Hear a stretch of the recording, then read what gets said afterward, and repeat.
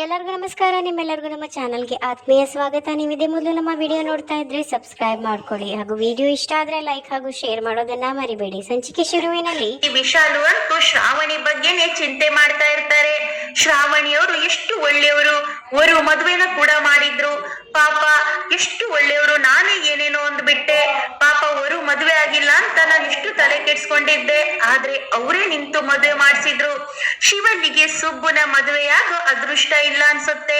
ಸುಬ್ಬು ಹಣೆಯಲ್ಲಿ ಶ್ರಾವಣಿ ಹೆಸರೇ ಬರ್ದಿರಬಹುದು. ಇಲ್ಲಿ ನನ್ನ ದಡ್ಡ ತಲೆಗೆ ಹೊಡೆದಿಲ್ಲ ಅಲ್ಲ ದೇವ್ರೆ. ನಾನು ಶ್ರಾವಣಿಯವರಿಗೆ ಎಷ್ಟು ಅನ್ಯಾಯ ಮಾಡ್ಬಿಟ್ಟೆ. ಅವ್ರು ಎಷ್ಟು ಒಳ್ಳೆಯವರು. ನಮ್ ಯಜಮಾನ್ರು ಹೇಳಿದಾಗೆ ಅವರು ದೊಡ್ಡ ಮನೆ ಕುಡಿ, ಅವರು ಪ್ರೀತಿ ಬಯಸಿ ಇಲ್ಲಿಗೆ ಬಂದಿದ್ರು. ನಾನೇ ಏನೋ ಮಾಡ್ಬಿಟ್ಟೆ. ಪಾಪ ಶ್ರಾವಣಿ ಅಂತ ಯೋಚನೆ ಮಾಡ್ತಾ ನಿಂತಿರ್ತಾರೆ.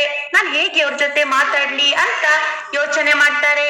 ಆಗ ಅಲ್ಲಿಗೆ ಧನಲಕ್ಷ್ಮಿ ಬಂದು, ಅಮ್ಮ ಇವತ್ತು ಅಡಿಗೆ ನೀನೇ ಮಾಡ್ಬೇಕಂತೆ ನೋಡು ಅಂತ ಹೇಳ್ತಾರೆ. ನನಗೆ ಮಾಡಕ್ಕಾಗಲ್ಲ, ನಾನ್ ಮಾಡಿದ್ರು ಅವ್ರು ತಿನ್ನಲ್ಲ ಅಂತೆ ನೋಡು, ನೀನೇ ಮಾಡಮ್ಮ ಅಂತ ಹೇಳ್ತಾರೆ.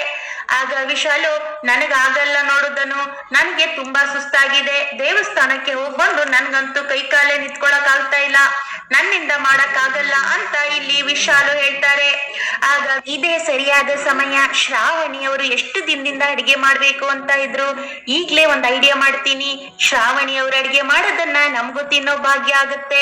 ನಾನು ಕೂಡ ಶ್ರಾವಣಿ ಅವ್ರನ್ನ ಸೀದಾ ಮಾತಾಡಕ್ಕಾಗಲ್ಲ, ಹೀಗೀಗೆ ಮಾತಾಡ್ತಾ ಹೋಗ್ತೀನಿ ಅಂತ ಜೋರಾಗಿ, ಈ ಮನೆಯಲ್ಲಿ ಅಡಿಗೆ ಮಾಡೋರು ಯಾರು ಇಲ್ವಾ ಹಾ ಅಂತ ಜೋರಾಗಿ ಕಿರ್ಚುತ್ತಾರೆ.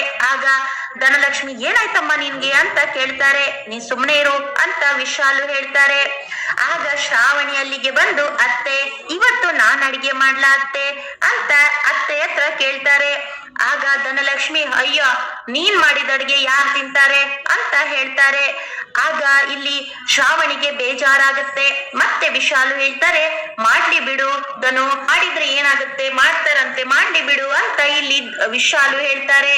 ಆಗ ಶ್ರಾವಣಿಗೆ ಶಾಕ್ ಆಗುತ್ತೆ. ಅತ್ತೆ ಏನಕ್ಕೆ ಇಷ್ಟೊಂದು ಬದಲಾಗ್ಬಿಟ್ರ, ಅಯ್ಯೋ ದೇವ್ರೆ ಅಂತ ಶ್ರಾವಣಿಗೆ ತುಂಬಾ ಖುಷಿ ಆಗುತ್ತೆ. ಅತ್ತೆ ಥ್ಯಾಂಕ್ ಯು ಅತ್ತೆ, ಇವತ್ತು ನಾನೇ ಅಡಿಗೆ ಮಾಡ್ತೀನಿ ಅತ್ತೆ ಅಂತ ಖುಷಿಯಿಂದ ಹೋಗ್ತಾರೆ. ಈ ಕಡೆ ಧನಲಕ್ಷ್ಮಿ ಸರಿಯಾಗಿ ವಿಶಾಲಿಗೆ ಬೈತಾರೆ. ಏನಾಗಿದೆ ಅಮ್ಮ ನಿನ್ಗೆ, ಏನ್ ಮಾಡ್ತಾ ಇದ್ಯಾ ಅಂತ ಹೇಳ್ತಾರೆ. ಆದ್ರೆ ವಿಶಾಲು ನಿಧಾನವಾಗಿ ಶ್ರಾವಣಿ ಹತ್ರ ಮಾತಾಡ್ಬೋದು ಅಂತ ಅನ್ಕೊಂತಾ ಇರ್ತಾರೆ. ಮತ್ತೆ ಈ ಕಡೆ ಲಲಿತಾ ದೇವಿ ವೀರು ವೀರು ಅಂತ ಕರೀತಾರೆ. ಆಗ ವೀರು, ಏನತ್ತೆ ಅಂತ ಕೇಳ್ತಾರೆ. ಅಲ್ಲ ವೀರು, ನಾನು ನಿನ್ಗೊಂದು ಜವಾಬ್ದಾರಿ ವಹಿಸಿದ್ದೆ ಅಲ್ವಾ, ಏನಾಯ್ತು, ಏನ್ ಮಾಡ್ದೆ ಅದನ್ನ ಅಂತ ಕೇಳ್ತಾರೆ. ಆಗ ವೀರು, ಓ ಅತ್ತೆ ಕ್ಷಮಿಸಿ ಅತ್ತೆ, ನನಗೆ ಮರ್ತೆ ಹೋದೆ ಅತ್ತೆ ಅಂತ ಇಲ್ಲಿ ವೀರು ಹೇಳ್ತಾರೆ. ಆಗ ಲಲಿತಾ ದೇವಿ, ಸರಿ ನೀನು ಈಗ್ಲೇ ಕಾಲ್ ಮಾಡು ಶ್ರಾವಣಿಗೆ ಬರಕ್ ಹೇಳು ಅಂತ ಇಲ್ಲಿ ಲಲಿತಾ ದೇವಿ ಅವ್ರು ಹೇಳ್ತಾರೆ. ಆಗ ವೀರು ಅವರು, ಹಾ ಅತ್ತೆ ಫೋನ್ ಮಾಡ್ತೀನಿ, ಈಗ್ಲೇ ಫೋನ್ ಮಾಡ್ತೀನಿ ಶ್ರಾವಣಿಗೆ ಅಂತ ಅಲ್ಲಿಂದ ಹೊರಡ್ತಾರೆ. ಆಗ ಲಲಿತಾ ದೇವಿ, ನೋಡು ವೀರು, ನೀನು ಎಲ್ಲಿ ಹೋಗೋದು ಬೇಡ, ಇಲ್ಲೇ ನನ್ನ ಎದುರುಗಡೆನೆ ಫೋನ್ ಮಾಡು ಶ್ರಾವಣಿಗೆ, ಇಲ್ಲೇ ನಿಂತಲ್ಲೇ ಮಾತಾಡು ಅಂತ ಇಲ್ಲಿ ಲಲಿತಾ ದೇವಿ ಹೇಳ್ತಾರೆ. ಆಗ ವೀರು ತಲೆ ಕೆಡ್ಸ್ಕೊಂತಾರೆ. ಅಯ್ಯೋ ತಗ್ಲಾಕೊಂಡ್ ಬಿಟ್ನಲ್ಲಪ್ಪ, ನನ್ನಿಂದನೇ ಈ ರೀತಿ ನಾನು ಅವಳ ಜೊತೆ ಮಾತಾಡ್ಬಾರ್ದು ಅನ್ಕೊಂಡಿದ್ದೆ, ಸರಿ ಅತ್ತೆ ಅಂತ ಕಾಲ್ ಮಾಡ್ತಾರೆ. ಈ ಕಡೆ ಶ್ರಾವಣಿ ಇಲ್ಲಿ ಅತ್ತೆ ಹೇಳ್ದಾಗೆ, ವಿಶಾಲು ಹೇಳ್ದಾಗೆ ಅಡಿಗೆ ಮಾಡ್ತಾ ಇರ್ತಾರೆ. ಆಗ ಶ್ರಾವಣಿಗೆ ಒಂದು ಫೋನ್ ಬರುತ್ತೆ. ಆಗ ಶ್ರಾವಣಿ ಹೋಗಿ ಫೋನ್ ನೋಡಿದಾಗ ಅಪ್ಪನ ಫೋನ್ ಆಗಿರುತ್ತೆ. ಶ್ರಾವಣಿಗೆ ತುಂಬಾ ಖುಷಿ ಆಗುತ್ತೆ. ಈ ಕಡೆ ಲಲಿತಾ ದೇವಿ, ವೀರು ಲೌಡ್ ಸ್ಪೀಕರ್ ಆನ್ ಮಾಡು ಅಂತ ಹೇಳ್ತಾರೆ. ಹಾ ಅತ್ತೆ ಅಂತ ಇಲ್ಲಿ ಸ್ಪೀಕರ್ ಆನ್ ಮಾಡ್ತಾರೆ ವೀರು. ಈ ಕಡೆಯಿಂದ ಶ್ರಾವಣಿ, ಹಲೋ ಅಪ್ಪ ಅಂತ ಕರೀತಾರೆ. ಆಗ ವೀರು, ಶ್ರಾವಣಿ ಹೇಗಿದ್ಯಮ್ಮ, ಚೆನ್ನಾಗಿದ್ಯಾ ಅಂತ ಕೇಳ್ತಾರೆ. ಆಗ ಶ್ರಾವಣಿ, ಚೆನ್ನಾಗಿದ್ದೀನಿ ಅಪ್ಪ ಅಂತ ಹೇಳ್ತಾರೆ. ಈ ಕಡೆ ವೀರುಗೆ ಮಾತಾಡಕ್ಕೆ ಇಷ್ಟ ಇಲ್ಲ, ಆದ್ರೂ ಲಲಿತಾ ದೇವಿಯವರ ಒತ್ತಾಯಕ್ಕೋಸ್ಕರ ಮಾತಾಡ್ತಾ ಇರ್ತಾರೆ. ಶ್ರಾವಣಿ, ನಾನ್ ಹೇಳಿದ ಕೆಲ್ಸ ಏನ್ ಮಾಡಿದ್ಯಮ್ಮ, ನಮ್ ಮನೆಗ್ ಬರಕ್ಕಾಗತ್ತಾ ಅಂತ ಕೇಳ್ತಾರೆ. ಆಗ ಶ್ರಾವಣಿ, ಅಪ್ಪ ಖಂಡಿತವಾಗ್ಲೂ ಬರ್ತೀನಿ ಅಪ್ಪ, ಆದ್ರೆ ನೀವು ಒಂದ್ ಸಹಾಯ ಮಾಡ್ಬೇಕು. ಅಂದ್ರೆ ನನ್ನ ಗಂಡ ಈ ಮನೆಯ ಯಜಮಾನ ಅವರಿಗೆ ಒಂದು ಫೋನ್ ಮಾಡಿ ಹೇಳಿ ಅಪ್ಪ, ಆಗ ನಾನು ಮತ್ತೆ ಸುಬ್ಬು ಇಬ್ರು ಕೂಡ ಬರ್ತೀವಿ ಅಪ್ಪ, ಅವ್ರಿಗೆ ಒಂದ್ ಮಾತು ಹೇಳ್ತೀರಾ ಅಪ್ಪ ಅಂತ ಶ್ರಾವಣಿ ಕೇಳ್ತಾರೆ.